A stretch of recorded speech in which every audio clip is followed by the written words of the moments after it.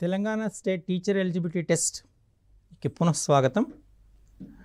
మ్యాథమెటిక్స్లో భాగంగా మనం ఆల్జీబ్రా అనేటువంటి అంశాన్ని మనం చర్చించుకోబోతున్నాం. ఆల్జీబ్రాలో ముఖ్యంగా మనకు బీజీయ సమాసాలు, బహుపదులు, pair of linear equations, quadratic equations అంటే వర్గ బహుపదులు అనేటువంటి అంశాలు అనేటువంటి ఉన్నాయి. మనం బీజీ సమాసాలు, బహుపదులు, బహుపదుల రకాలు, బహుపది పరిమాణము గురించి నేర్చుకున్నాం. ఈ శీర్షికలో మనం పెయిర్ ఆఫ్ లీనియర్ ఈక్వేషన్స్ గురించి నేర్చుకోబోతున్నాం. AX plus BY, AX plus by plus C is equal to 0 అనేటువంటి రేఖీయ సమీకరణాన్ని a linear equation in 2 variables అని అంటారు. ఇందులో ఎక్స్, వై అనేటువంటి చరరాశులు, ఏ, బి, సి అనేటువంటివి స్థిరరాశులు. ఇందులో A, B, C belongs to R అవుతుంది. ఇప్పుడు మనం 2 సమీకరణాలను తీసుకుంటున్నాం. a1x plus b1y plus c1 equal to 0, a2x plus b2y plus c2 equal to 0 అనేటువంటి 2 రేఖీయ సమీకరణాలు తీసుకుంటున్నాం. AX plus by plus C equal to 0ని మనం లీనియర్ ఈక్వేషన్ ఇన్ 2 వేరియబుల్స్ అంటారు. ఇందులో ఎక్స్, వై అనేటువంటిది చరరాశులు, ఏబిసి అనేటువంటివి స్థిరరాశులు. ABC belongs to R. a1x plus b1y plus c1 equal to 0, a2x plus b2y plus c2 equal to 0 అనేటువంటి 2 రేఖీయ సమీకరణాలు తీసుకుందాం. ఆ రేఖీయ సమీకరణాల మధ్య సంబంధాన్ని మనం ఇప్పుడు పరిశీలిద్దాం. A x plus by plus C equal to 0 అనేటువంటి రేఖీయ సమీకరణం ఎల్లప్పుడూ ఒక సరళ రేఖను సూచిస్తుంది అనే విషయాన్ని గుర్తుపెట్టుకోవాలి. ఈ కింది 2 సమీకరణాలు కూడా మనకు సరళ రేఖను సూచిస్తాయి కదా. కాబట్టి సరళ రేఖలకి ఏవైనా 2 సరళ రేఖలు తీసుకున్నప్పుడు వాటికి 3 సందర్భాలు ఉన్నాయి. ఒకటి, ఆ 2 సరళ రేఖలు ఖండించుకునే అవకాశం ఉంటుంది. 2, ఆ 2 సరళ రేఖలు ఖండించుకోకుండా ఒకదానికొకటి సమాంతరంగా ఉండే సందర్భం ఉంటుంది. 3, ఆ 2 రేఖలు ఒకదాని మీద ఒకటి అధ్యారోహణం చెందే అవకాశం ఉంటుంది. అంతేనా? కండిషన్ చూద్దాం. ఇదొక సరళ రేఖ, ఇదొక సరళ రేఖ. ఈ 2 సరళ రేఖలు ఎల్ అనేటువంటిది ఒక సరళ రేఖ, ఎం అనేటువంటి సరళ రేఖ. ఈ 2 ఖండించుకునే ఒక సందర్భం ఒకటి ఉంటుంది. అలాగే ఎల్ అనేటువంటి సరళ రేఖ, ఎం అనేటువంటి సరళ రేఖ, ఈ 2 ఒకదానికొకటి సమాంతరంగా ఉండే సందర్భం ఉంటుంది. ఎల్ అనే సరళ రేఖ, ఈ ఎల్ పైనే ఇంకొక సరళ రేఖ ఉంది ఎం. ఎల్, ఎం ఒకే సరళ రేఖపై ఉన్నాయి. అంటే ఒకదాని మీద ఒకటి అధ్యారోహణం చెందే అవకాశం ఉంటుంది. ఇక్కడ 2 సరళ రేఖలు ఖండించుకుంటే ఒక ఖండన బిందువు ఉంది. 2 సరళ రేఖలు ఖండించుకోకపోతే సమాంతరంగా ఉంటే ఖండన బిందువులు లేవు. 2 సరళ రేఖలు ఒకదాని మీద ఒకటి అధ్యారోహణం చెంది ఉంటే అనంతమైన ఖండన బిందువులు ఉన్నాయి. ఈ ఖండన బిందువులకి సరళ రేఖలతో సూచించబడిన సమీకరణాల సాధనలకి మధ్య సంబంధం ఉంది. ఈ విషయాన్ని చాలా జాగ్రత్తగా గుర్తుపెట్టుకోవాలి. ఖండన బిందువుల సంఖ్య సరళ రేఖల లేదా సరళ రేఖలతో సూచించబడిన సమీకరణాల సాధనల సంఖ్య సమానంగా ఉంటాయి. ఖండన బిందువుల సంఖ్య 1 అనుకోండి, సమీకరణాల సాధనల సంఖ్య 1 అవుతుంది. ఖండన బిందువుల సంఖ్య 0 అయిందనుకోండి, సమీకరణాల సాధనాల సంఖ్య 0 అవుతుంది. ఖండన బిందువుల సంఖ్య అనంతం అనుకోండి, సమీకరణ సాధనాల సంఖ్య అనంతం అవుతుంది. అయితే ఇప్పుడు ఎన్ని ఉంటాయో మనం ఇప్పుడు జాగ్రత్తగా పరిశీలిద్దాం. ఏ రకంగా ఉంటాయని చూద్దాం. మీకు చెప్పాను కదా, a1x plus b1y plus c1 equal to 0 అనే సరళ రేఖను తీసుకుందాం, లేదా రేఖీయ సమీకరణం తీసుకుందాం. a2x plus b2y plus c2 అనేటువంటి ఇంకొక రేఖీయ సమీకరణం తీసుకుందాం. వీటి గుణకాలను మనం పరిశీలిద్దాం. a1 by a2, b1 by b2, c1 by c2 తీసుకుందాం. ఈ 2 సమానం అయ్యాయి అనుకోండి. సమానమైతే ఆ 2 సమీకరణాల సాధనల సంఖ్య ఆ రెండు సమీకరణాలు తీసుకుంటే ఆ రెండు సమీకరణాలకు సాధనలు అనంతమవుతాయి, అనంతము ఇన్ఫైనైట్ అవుతాయి. అది గుర్తుపెట్టుకోండి. అదే a1/a2 is equal to b1/b2 which is not equal to c1/c2 అయిందనుకోండి, ఒకే ఒక సాధన ఉంటుంది, సరే 0 ఉంటాయి. ఎందుకు? ఇది మనకు సమాంతర రేఖలు సూచిస్తుంది కాబట్టి. అదే a1/a2 is not equal to b1/b2 is not equal to c1/c2 అయితే ఒకే ఒక సాధన ఉంటుంది. ఈ విషయాన్ని చాలా జాగ్రత్తగా గుర్తుపెట్టుకోవాలి. a1/a2 equal to b1/b2 equal to c1/c2 అయిందనుకో అనంతం అవుతాయి సాధనలు. a1/a2 is equal to b1/b2 is not equal to c1/c2 అయితే 0 అవుతుంది, సాధనలే ఉండవు. a1/a2 is not equal to b1/b2 is not equal to c1/c2 అయితే 1 అవుతుంది. క్లియర్? వీటిపైన మనకు టెట్ ఎగ్జామ్లో క్వశ్చన్స్ ఎలా ఇస్తారో చూద్దాం.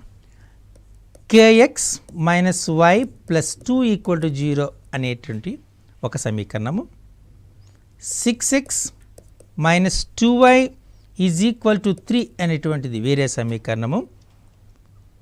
మనకు ఈ సమీకరణాలు అనేటువంటివి ఒకే ఒక సాధనను కలిగి ఉన్నాయి, ఒకే సాధన యూనిక్స్ ఒకే సాధన కలిగి ఉన్నాయి. అయితే k విలువ ఎంత? k = how much? ఇక్కడ ఆప్షన్స్ ఇచ్చాడు. a = అంటే లేదా option A 3, option B not equal to 3, option C not equal to 0, option D equal to 0 అని ఇచ్చాడు. కేవలం ఒకే ఒక సాధన ఉంటుంది అన్నాడు. అంటే ఒకే ఒక సాధన ఉంది అంటే మనకి ఏమంటే తీసుకున్నాము, మనం ఏం తీసుకోవాలి? k/6 -1/-2 ఈ రెండు నాట్ ఈక్వల్ టు అవ్వాలి. లేదా k is not equal to -1/-2 into 6 minus get cancel 2 1 2 3 అంటే మనకి ఏమొచ్చింది? k is not equal to 3 అనేది వచ్చింది. అంతేనా? ఇందులో k is not equal to 3 అనేది ఆప్షన్ బి. కాబట్టి ఆప్షన్ బి ఈజ్ కరెక్ట్ అనేటువంటిది మనం సూచించాలి. క్లియర్? ఓకే. ఇంకొక క్వశ్చన్ మనం చూద్దాం. kx - 5y -2 okay -2 = 0, 6x + 2y -7 = 0 has no solutions. సాధనలు లేవు. అయితే k వాల్యూ ఎంత? ఇక్కడ option A -10, option B -5, option C -6, option D -15 అని ఇచ్చాడు. kx - 5y -2 = 0, 6x + 2y -7 = 0 has no solutions అన్నాడు. నో సొల్యూషన్స్ అంటే మనం ఏ కండిషన్ తీసుకుంటాము? k/6 x యొక్క గుణకాల నిష్పత్తి ఈజ్ ఈక్వల్ టు y యొక్క గుణకాల నిష్పత్తి. అంతేనా? అంటే k is equal to -5/2 into 6, 2 1s 2 3s 5 3s 15 -15. So k value ఎంత వచ్చింది మనకు? -15. అంటే which option correct? Option B is correct. Clear? So ఈ రకంగా మనకు క్వశ్చన్లు వస్తాయి. ఒక ఎగ్జామినేషన్లో ఇంకోటి తీసుకుందాం. y = x, y = 0, x = 6 అనేటువంటి ఈ మూడు రేఖలతో ఏర్పడేటువంటి త్రిభుజం యొక్క వైశాల్యం ఎంత? దీని వైశాల్యం అడిగాడు. ఏర్పడిన త్రిభుజ వైశాల్యం y = x, y = 0, x = 6 అని అడిగాడు. దానికి option A 36 square units, option B 18 square units, option C 9 square units, option D 72 square units ఇచ్చాడు. ఇది అడిగాడు. మనం ఒక గ్రాఫ్ గీసుకుందాం. ఇలా y = x అనేటువంటిది ఇది y = x, మూల బిందువు గుండా పోయేటటువంటిది. x = 6, x = 6 అనేటువంటిది ఏమొస్తుంది మనకు? మనం ఇలా తీసుకున్నాం అనుకోండి, 1 2 3 4 5 6 అనుకోండి. తిన్నగా x = 6 అనేటువంటిది వైకి సమాంతరంగా ఉన్నటువంటి రేఖ. అండ్ వై ఈక్వల్ టు 0 అంటే ఇది వైకి, ఇది ఎక్స్ అక్షం అనేటువంటి వై ఈక్వల్ టు 0, ఇది x is equal to 6 and y equal to 6. చూసారా, అంటే మనకు ఈ ప్రాంతం యొక్క వైశాల్యం కావాలి, ఈ త్రిభుజ వైశాల్యం కావాలి. ఇది లంబకోణ త్రిభుజం కదా, ఇందులో భూమి ఎంత అవుతుంది 6 యూనిట్స్, అంతేనా? భూమి అనేటువంటిది 6 యూనిట్స్ ఉంటుంది. ఇది రైట్ యాంగిల్ ట్రయాంగిల్ ఎక్కడ మనకు ఖండిస్తుంది అనేటువంటిది మనం చూసుకోవాలి. ఇప్పుడు మనం సబ్స్టిట్యూట్ చేసాం, ఈ 6 యూనిట్స్ అవుతుంది. కాబట్టి ఇందులో మనకి యాక్చువల్గా ఏమవుతుంది, దీన్ని కంప్లీట్ చేస్తే ఇది కూడా 6 అవుతుంది. ఒక స్క్వేర్ అనేటువంటి ఫామ్ అయింది అనుకోండి, అంతేనా? అంటే 6, ఇది 6, ఇది 6, కాబట్టి 6 6 36 స్క్వేర్ యూనిట్స్ వస్తుంది. ఇది సగం ఉంది కదా, అంటే 36/2 అంటే 18 స్క్వేర్ యూనిట్స్. చూసారా, 18 ఈజ్ ద ఆన్సర్. ఈ kind of question little bit of logic ఉంది, కాస్త ఇది నాన్ మ్యాథమెటిక్స్ స్టూడెంట్స్కి కొద్దిగా కష్టమైనటువంటి క్వశ్చనే, చాలా జాగ్రత్తగా. ఇది అప్లికేషన్. ఇక్కడ ఏం చేస్తున్నారు, ఈ ఆల్జీబ్రా పార్ట్ని జామెట్రీ పార్ట్తో అప్లికేషన్ చేయడం జరిగింది. మీరు ఇప్పుడు y ఈక్వల్ టు 0 ఎక్స్ అక్షంగా గుర్తించాలి, y ఈక్వల్ టు ఎక్స్ అనేటువంటిది మూల బిందువు గుండా పోయే రేఖాన్ని గుర్తించాలి, అలాగే x ఈక్వల్ టు 6 y అక్షానికి సమాంతరంగా ఉన్న రేఖాన్ని గుర్తించాలి. అంటే ఖండన బిందువు రాలేదు కదా అని కన్ఫ్యూజ్ కావచ్చు, కాబట్టి దీన్ని ఎక్స్టెన్షన్ చేస్తే ఒక స్క్వేర్ ఫామ్ అవుతుంది. అప్పుడు ఏరియా ఎంత అవుతుంది, 36 అవుతుంది. ఇది సగం ఉంటుంది కాబట్టి 18 స్క్వేర్ యూనిట్స్గా మీరు గుర్తించగలగాలి. ఓకే, ఇంకొక క్వశ్చన్ ఎగ్జామ్లో ఇచ్చిన దాన్ని చూద్దాం.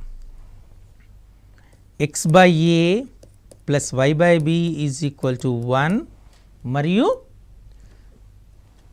x equal to 0 y equal to 0తో ఏర్పడే త్రిభుజ వైశాల్యం ఎంత? త్రిభుజ వైశాల్యం కనుక్కోవాలి. The area of the triangle found by these one.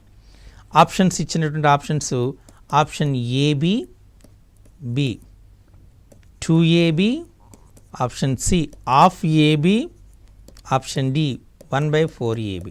ఇది question.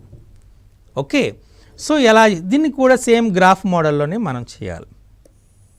x/a plus y/b is equal to 1 ఇన్ని మనము అంతర్ఖండ రూపము, ఇంటర్సెప్ట్ ఫామ్ అంటారు. ఇది జాగ్రత్తగా గుర్తుపెట్టుకోవాలి. ఇది x అక్షాన్ని y అక్షాన్ని, x అక్షాన్ని a,0 అనే బిందువు వద్ద, y అక్షాన్ని 0,b అనే బిందువు వద్ద ఖండిస్తుంది. ఈ విలువ a అవుతుంది, ఈ విలువ b అవుతుంది. ఇది ఒక లంబకోణ త్రిభుజం, కరెక్ట్? కాబట్టి లంబకోణ త్రిభుజం యొక్క వైశాల్యం ఎంత? Half A B. కాబట్టి ఇక్కడ ఏరియా ఎంత ఉంది? చూసారా, ఈ రకమైనటువంటి క్వశ్చన్స్ ఎగ్జామినేషన్లో వచ్చే అవకాశం ఉంటుంది. కాబట్టి చాలా జాగ్రత్తగా మీరు పరిశీలించాలి. పేపర్ మరి కాస్త డిఫికల్ట్గా ఇచ్చారనుకోండి, find the area enclosed by the curve modulus x plus modulus y is equal to 1, where modulus x is equal to x when x greater than 0 is equal to minus x when x less than 0 equal to 0 when x equal to 0. This is the question. Modulus x plus modulus y is equal to 1 అనేటువంటి వక్రము చేత ఆవరించబడినటువంటి ప్రాంత వైశాల్యం ఎంత? ఇది question అడిగాడు, నిరూపక అక్షాలతో అడిగాడు. ఇప్పుడు మనం గ్రాఫ్ గీయాలనుకోండి. ఇప్పుడు ఇది 4 సమీకరణాలను సూచిస్తుంది. X plus y is equal to 1 అనేటువంటి సమీకరణము, x minus y equal to 1 అనే సమీకరణము, minus x plus y is equal to 1 అనే సమీకరణము, minus x minus y is equal to -1 అనే సమీకరణం సూచిస్తుంది. దీన్నే మనం గ్రాఫ్గా గీసామనుకోండి. చూడండి, ఇలా నిరూపక అక్షాన్ని మొత్తం 4 భాగాలుగా వర్గీకరణ చేయొచ్చు. Q1, Q2, Q3, Q4 అంటారు. క్లియర్? ఓకే, సో ఇలా Q1, Q2, Q3, Q4 అనేటువంటిది మనకు చెప్పడం జరుగుతుంది. క్లియర్? సో దీన్ని మనం చేసేటప్పుడు ఈ జస్ట్ ఈ Q1, Q2ని మనం తీసుకున్నాం. ఇప్పుడు మనం దీన్ని x plus y is equal to 1, this is x plus y is equal to 1. x అక్షాన్ని 1,0 వద్ద, y అక్షాన్ని 0,1 వద్ద ఖండిస్తుంది. x minus y equal to 1, x minus y equal to 1, x అక్షాన్ని 1,0 వద్ద, y అక్షాన్ని 0,-1 వద్ద చేస్తుంది. ఇది x minus y is equal to 1. Minus x plus y is equal to 1. ఇది minus x plus y is equal to 1. X అక్షాన్ని -1,0 వద్ద, y అక్షాన్ని 0,1 వద్ద చేస్తుంది. ఇది minus x minus y is equal to 1. X అక్షాన్ని -1,0 వద్ద, వై అక్షాన్ని 0,-1. ఇది దీని యొక్క డయాగ్రామ్. ఇది ఒక యూనిట్, ఇది ఒక యూనిట్. కాబట్టి ఏరియా ఎంత అవుతుంది? 1/2 యూనిట్స్ అవుతుంది. ఈ ఏరియా ఇక్కడ ఎంత అవుతుంది? 1/2 యూనిట్స్ అవుతుంది. ఈ ఏరియా ఎంత అవుతుంది? ఇది 1/2 యూనిట్స్ అవుతుంది. ఈ ఏరియా ఎంత? 1/2 అంటే 1/2 × 4 2 స్క్వేర్ యూనిట్స్ అవుతుంది. అంటే modulus x plus modulus y is equal to 1 అనేటువంటి వక్రరేఖం చేత ఆవరించబడినటువంటి ప్రాంత వైశాల్యము 2 చదరపు యూనిట్లుగా మనం చెప్పవచ్చు. ఈ విధంగా మనకు ఎగ్జామినేషన్లో ఈ పెయిర్ ఆఫ్ లీనియర్ ఈక్వేషన్స్ మీద టెట్లో వచ్చే అవకాశం ఉంటుంది. సో ఇప్పుడు మనం వేరొక అంశాన్ని తీసుకుందాం. దాన్ని వర్గ సమీకరణాలు అంటారు. వర్గ సమీకరణాలు ఇంగ్లీష్లో క్వాడ్రాటిక్ ఈక్వేషన్స్ అంటారు. క్వాడ్రాటిక్ ఈక్వేషన్ తీసుకుందాం. ax² plus bx plus c is equal to 0. దీన్ని క్వాడ్రాటిక్ ఈక్వేషన్ అంటారు. ఇక్కడ వెరీ ఇంపార్టెంట్ కండిషన్ ఏంటి అంటే a is not equal to 0. This is a very important condition. ఎందుచేత a not equal to 0 very important condition అని చెప్తున్నాము? a 0 అయిందనుకోండి, this term becomes 0 means this becomes as a linear equation. Clear? So for that reason ax² plus bx plus cలో వర్గ సమీకరణం కావాలనుకుంటే ఖచ్చితంగా ఏ అనేటువంటి not equal to 0 అయి ఉండాలి. దీని వర్గ సమీకరణం ఎందుకంటున్నాం కూడా మీకు తెలుసు కదా. దీని యొక్క పరిమాణము 2. ఒక వర్గ సమీకరణానికి 2 మూలాలు ఉంటాయి. ఇది చాలా ఇంపార్టెంట్. 2 మూలాలు ఉంటాయి. ఓకే, 2 మూలాలు మనం తీసుకుందాం. ఇప్పుడు దానికి ax² plus bx plus c is equal to 0 అనే వర్గ సమీకరణానికి 2 మూలాలు అంటే ఒక్కొక్క మూలం x is equal to -b plus or minus under root b² - 4ac/2a. ఇది ఒక వర్గ సమీకరణం యొక్క మూలాలను కనుక్కోవడానికి ఉపయోగించేటటువంటి సూత్రం. ఇందులో -b ఒకటి ఏమొస్తుంది? -b plus under root b² - 4ac/2a అనేటువంటిది ఒక మూలము. -b minus under root b² - 4ac/2a అనేది మరొక మూలం అన్నమాట. ఇవి మూలాలు. దీన్ని చాలా జాగ్రత్తగా గుర్తుపెట్టుకోవాలి. ఓకే, ఇప్పుడు మనం ఇందులో జనరల్గా మూలాన్ని ఆల్ఫా బీటా అనేటువంటి అక్షరాలతో సూచిస్తాం. మూలాల మొత్తము మూలాల లబ్ధం అని చాలా important concept. Alpha plus beta is equal to -b/a అవుతుంది. అంటే -b అంటే X coefficient by a x² coefficient. X గుణకం -x గుణకము బై x² గుణకం. ఆల్ఫా బీటా ఈ c/a అంటే స్థిర పదము బై x² గుణకం. ఓకే, ఇది చాలా వీటిపైన చాలా క్వశ్చన్స్ వచ్చేటువంటి అవకాశం ఉంటుంది కాబట్టి చాలా జాగ్రత్తగా గుర్తుపెట్టుకోవాలి. ఆల్ఫా బీటా అనేటువంటివి ఒక వర్గ సమీకరణం యొక్క మూలాలైతే ఆ మూలాల మొత్తం alpha plus beta is equal to -b/a అవుతుంది. -x గుణకము బై x² గుణకం. Alpha beta is equal to c/a అంటే స్థిర పదము బై x² గుణకం. ఇది బాగా గుర్తుపెట్టుకోండి. వీటిపైన ఎగ్జామ్లో అడిగే క్వశ్చన్స్ అనేటువంటి తీసుకోండి. 2x² ప్లస్ 3x ప్లస్ 5ల యొక్క మూలాల మొత్తం ఎంత? మూలముల మొత్తం ఎంత? Option A is -2/3, option B -3/2, option C 5/2, option D 5/3. ఇది మనకు ఇచ్చినటువంటి అంశం. సో వీటిపైన ఆన్సర్ చేయాలి. దీన్ని మనం ఇది చేయాలనుకున్నప్పుడు ఏం చేయాలి? దీనిపైన a x square plus b x plus c అని రాసుకోండి. ఇలా రాసేటప్పుడు మనకి ఏంటి, మన కండిషన్ ఏంటి, alpha plus beta is equal to మూలాల మొత్తం equal to minus b by a. Correct. ఇందులో బి స్థానంలో 3 ఉంది కాబట్టి మైనస్ 3 బై ఏ అంటే 2. అంటే ఈ క్వశ్చన్కి ఆన్సర్ ఏంటి, మూలాల మొత్తం ఎంత, మైనస్ 3 బై 2 అని గుర్తుపెట్టుకోవాలి. అదే 4x square plus 7x plus 8 is equal to 0 యొక్క మూలాల లబ్ధం ఎంత, మూలాల లబ్ధం ఇది అడిగాడు. Option A 4/7, option B -7/4, option C 8/7, option D 2. మూలాల లబ్ధము అంటే ఆల్ఫా బీటా. అగైన్ మీరు ఇది చేసేటప్పుడు వీటిపైన a x square plus b x plus C is equal to 0 అని రాసి పెట్టుకోండి. మూలాల లబ్ధానికి సూత్రం ఏంటి, సి బై ఏ. ఇందులో సి వాల్యూ ఎంత 8, ఏ వాల్యూ ఎంత 4. 4 1s 4 2s అంటే ఎంత వచ్చింది మనకు 2. కాబట్టి 2 ఆప్షన్గా గుర్తుపెట్టుకోవాలి. అంటే ఆప్షన్ డి ఈజ్ కరెక్ట్. ఈ రకంగా మనకు మూలాల లబ్ధము మూలాల మొత్తం మీద కూడా అడుగుతుంటాడు. మీరు బాగా కొన్నిసార్లు ఎగ్జామ్లో మూలాల మొత్తము మూలాల లబ్ధం కూడా ఇచ్చేసి సమీకరణాన్ని కనుక్కోమంటాడు. అదొక సందర్భం. మూలాలు ఇచ్చే సమీకరణం కనుక్కోమంటాడు.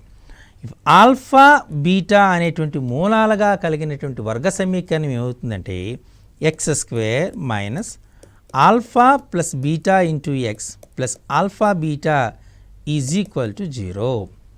ఇది ఆల్ఫా బీటాలు మూలాలుగా కలిగినటువంటి వర్గ సమీకరణం.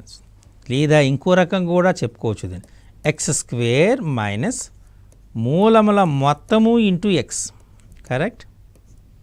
మూలాల మొత్తము ఇంటూ ఎక్స్ ప్లస్ మూలముల లబ్ధము ఈజ్ ఈక్వల్ టు 0. క్లియర్. ఈ రకంగా దీనికి ఎగ్జామినేషన్లో ఎలా అడుగుతాడంటే ఒక వర్గ సమీకరణం యొక్క మూలాల మొత్తం, మూలముల మొత్తము -4, మూలముల లబ్ధము 8 అయినచో ఆ సమీకరణాన్ని కనుక్కోండి అంటాడు. అక్కడ ఆప్షన్ ఏ ఇస్తాడు, x square -8x + 4, option B x square -4x + 8, option C x square +4x + 8, option D x square +8x - 4. ఇది క్వశ్చన్ ఇచ్చాడు. ఓకే. సో మూలాలు మనకి ఫార్ములా ఏంటి, X square minus alpha plus beta into x plus alpha beta equal to 0. ఇంతే కదా మనకి equation. X square మూలములు మొత్తం ఎంత ఇచ్చాడు, -4 కాబట్టి -4 ఇంటూ ఎక్స్, మూలాల లబ్ధం ఎంత 8 అంటే ఏమొస్తుంది, x square minus of minus అంటే plus +4x + 8 equal to 0. Clear. అంటే మనకి ఏమొచ్చింది, ఆప్షన్ సి. సో ఈ రకంగా కూడా మనం అడిగే అవకాశం ఉంటుంది. కాబట్టి చాలా జాగ్రత్తగా మరి చూడాలి, తొందరపడి చేయకుండా ఉండాలి. ఓకే. ఇంకో సందర్భంగా అడుగుతాడు. అంటే 2 + √3 2 - √3 మూలాలుగా కలిగినటువంటి సమీకరణం కావాలంటాడు. మూలములు గాగల సమీకరణం అడుగుతాడు. Okay. Option A x square +4x + 3 is equal to 0, option B x square +4x + 1 equal to 0, option C x square +4x + 2√3 is equal to 0, option D x square +2 + √3 2√3 into x +4 equal to 0. ఇది మనకు అడిగిన question. So మనకి ఇక్కడ ఇచ్చినటువంటిది ఏంటి, X square +4x + 2√3 equal to 0 అని ఇచ్చాడు కదా. మనం ఇప్పుడు చూద్దాం ఏంటి మనకు కండిషన్ ఏంటి ఇచ్చినటువంటిది, ఎక్స్ స్క్వేర్ మైనస్ మూలముల మొత్తము 2 plus root 3 plus 2 minus root 3 into x plus 2 plus root 3 into 2 minus root 3 is equal to 0. X square minus ఈ ప్లస్ రూట్ 3 మైనస్ రూట్ 3 ఈ రెండు క్యాన్సిల్ అవుతున్నాయి అంటే 4x.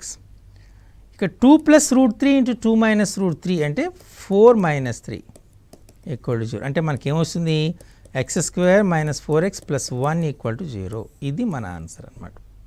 క్లియర్.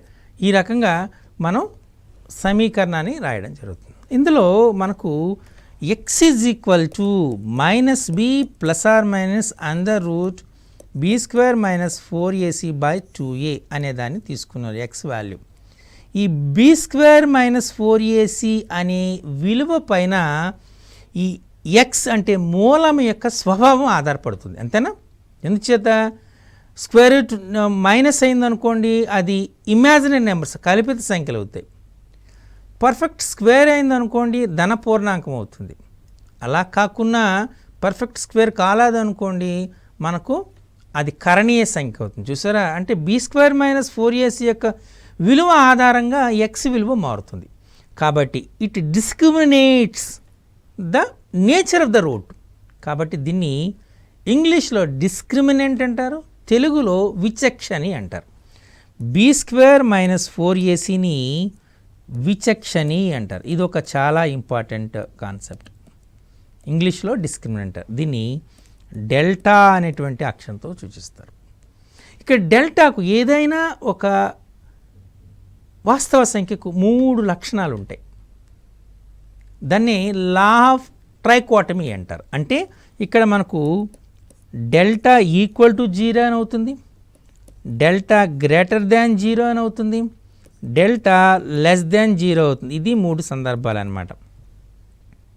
ఏదైనా ఒక సంఖ్య 0కి సమానం అవుతుంది, 0 కన్నా ఎక్కువ అవుతుంది, 0 కన్నా తక్కువ అవుతుంది. 0కు సమానమైంది అనుకోండి మూలాలు వాస్తవాలు సమానాలు, వాస్తవాలు సమానాలు.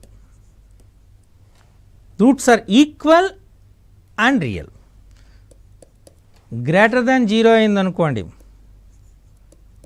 వాస్తవాలు విభిన్నాలు, డిఫరెంట్, రియల్ అండ్ డిస్టింక్ట్ అవుతాయి. మూలాలు డెల్టా లెస్ దాన్ 0 అనుకోండి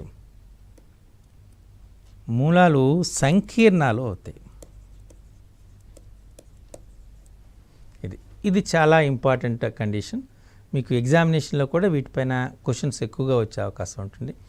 delta is equal to be square minus 4ac, దీన్ని విచక్షణి అంటారు. డెల్టాకి 3 సందర్భాలు ఉన్నాయి. డెల్టా ఈక్వల్ టు 0 అయితే వాస్తవాలు సమానాలు అవుతాయి, గ్రేటర్ దాన్ 0 అయిందనుకోండి వాస్తవాలు విభిన్నాలు అవుతాయి, డెల్టా లెస్ దాన్ అయిందనుకోండి సంకీర్ణాలు అవుతాయి. ఇప్పుడు మనం టెట్లో ఇచ్చేటువంటి క్వశ్చన్ ఎలా ఉందో చూద్దాం. 2x square plus 3x plus 5 is equal to 0. మూలాల స్వభావం ఏంటి? ఆప్షన్ ఏ వాస్తవాలు సమానాలు, ఆప్షన్ బి వాస్తవాలు విభిన్నాలు, ఆప్షన్ సి సంకీర్ణాలు,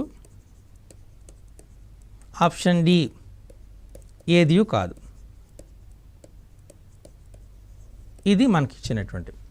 సో మరి దీనికోసం మనం చేయవలసిన ఎలా చేస్తాము, మనం దీన్ని తీసుకుందాం. ఏమిచ్చాడు? 2x square plus 3x plus 5 equal to 0. Quadratic equations వర్గ సమీకరణాలకు ఏమి ఇచ్చినా మీరు దాని కింద లేదా పైన ఆ ax square plus bx plus c is equal to 0 రాసుకోమని చెప్పాను.